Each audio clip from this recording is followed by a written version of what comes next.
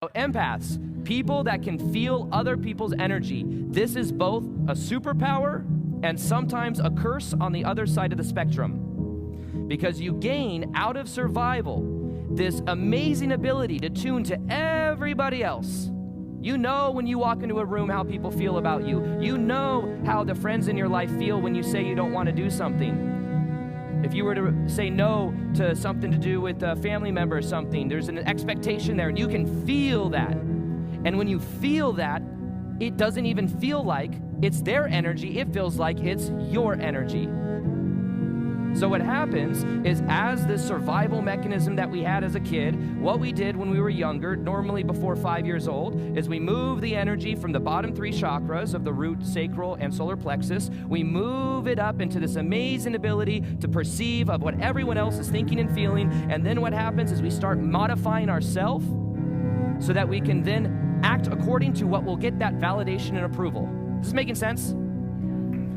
So this is the pattern that stems from that of a deeper core of some form of abandonment wound. Feeling abandoned. Feeling like mom or dad physically left and weren't able to meet my needs as a kid. So I first learned about this years ago. I went through a whole phase where my dad, growing up, my dad was a people pleaser, nice guy. He still is. People pleaser, nice guy, where it's like he's very nice, and everyone would say he's such a nice guy, but he would attract people. It's the funny thing sometimes about this people pleaser, nice guy kind of empathic thing is that sometimes they attract narcissists. Any of you empaths ever attracted narcissists? It happens.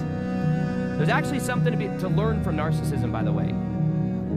The thing to learn, the thing that a narcissist does that attracts an empath is an empath wants to give themselves, wants to tune themselves, give themselves to then get the validation, the approval, and the safety of something on the external. Then on the other side of the spectrum, you have that of a narcissist who's on the toxic side of feeling in their self.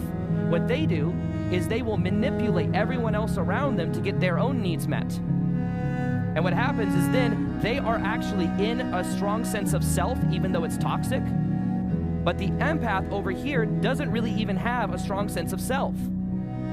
So empaths attract narcissists to learn something from them, to learn how to be in their own sense of self.